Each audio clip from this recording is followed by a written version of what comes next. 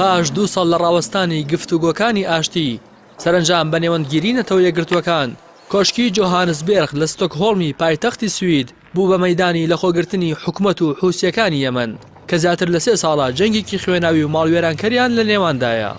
مارتن گریفیس نوێنەری تایبەتی نەتەوە یەکگرتووەکان و مارغوت فاسترۆم وەزیری دەرەوەی سوید دەستپێکی گفتوگۆی ئاشتی یەمەنیان بە نێوەندگیری نەتەوە یەکگرتووەکان لە ستۆکهۆڵمی پایتەختی سوید لە نێوان حکومەت و حوسیەکانی یەمەن ڕاگەیاند.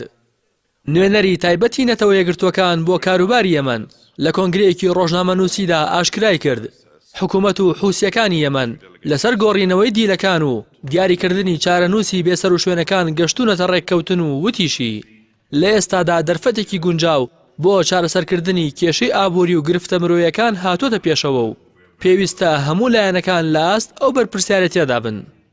گریفیس ئاماژەی بۆ کرد دوای 2 ساڵ توانیویانە متمانەیەک لە نێوان هەردوو لا دروست بکەن و چاوەڕێژ دەکەن لە میانی گفتوگۆکاندا چەند کێشەیەک چارەسەر بکەن و باری قورسی ژیانی هاوڵاتیانی یەمان سوک بکەن. نوێنەری نەتەوە یەکگرتووەکان ئەو دەنگۆیانی ڕەت کردەوە کە نەتەوە یەکگرتووەکان تۆمەتبار دەکەن بەوەی دەیەوێت حوسیەکان ڕزگار بکات و وتی گفتوگۆکانی ئاشتی یەمەن بۆ ماوەی هەفتەیەک درێژەی دەبێت و لەسەر چۆنێتی کردنەوەی فڕۆکەخانی سەنعا دروستکردنی متمانە ڕاگەیاندنی ئاگربەستی یەکجاری و باشکردنی باری ئابووری لە تەوەری گفتوگۆکانن. گریفیس باسی لەوەش کرد لەگەڕی ئەم جاری دانوستانەکان تەنها باز لە چوارچێوەیەکی سەرەتایی سیاسی دەکەن و کۆبوونەوەکە ڕاوێژکارانە دەبێت و لە کۆبوونەوەکانی ئایندا قەیرانی گشتی یەمان دەخەنە بەرباس و دانوستان. دەستپێکردنی کۆبوونەوەکانی ئاشتی یەمەن لە پاش ئەوە دێت وڵاتانی ڕۆژئاوا فشارێکی زۆریان لەسەر سعودی و ئیمارات بۆ ڕاگەیاندنی ئاگربەست و وەستاندنی هێرشەکانی سەر پارێزگای حودەیدا دروست کرد. هەروها بۆ دروستکردنی متمانە لایەن نوێنەری تایبەتی نەتەوە یەکگرتووەکان بۆ کاروباری یەمەن توانی 50 بریندار بۆ حوسیەکان بگەڕێنێتەوە. نەتەوە یەکگرتووەکان مەبەستێتی پارێزگای حودەیدا کە لە ئێستادا لەژێر کۆنتڕۆڵی حوسیەکاندایە لە هێرشێکی بەرفراوانی هاوپەیمانێتی عەرەبی بپارێزێت لەبەر ئەوەی پارێزگاکە خاڵی سەرەکی گەیشتنی یارمەتیە مرۆیەکانە بۆ ناو یەمەن.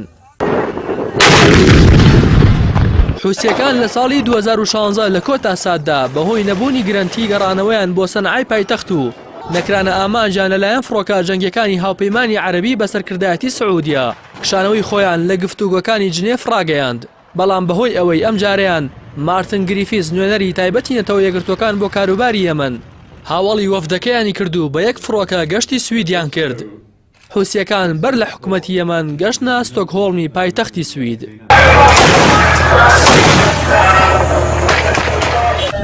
جەنگی یەمان لە ناوەڕاستی ساڵی 2015 لە نێوان دەسەڵاتداران و چەکدارانی حوسی لە وڵاتە دەستی پێکردووە و تا ئێستا نزیکەی 10,000 کەس کوژراون. هاوکات ژماری ئەو هاوڵاتیانەی کە بەدەست نەخۆشی و کەم خۆراکی و بەدخۆراکی دەناڵێنن بۆ 8 ملیۆن هاوڵاتی بەرز بۆتەوە و بەهۆی دابەزینی بەهای دراوی ئەو وڵاتەش موچەی فەرمانبەران بە ساڵ و 2 ساڵ دوا دەکەوێت.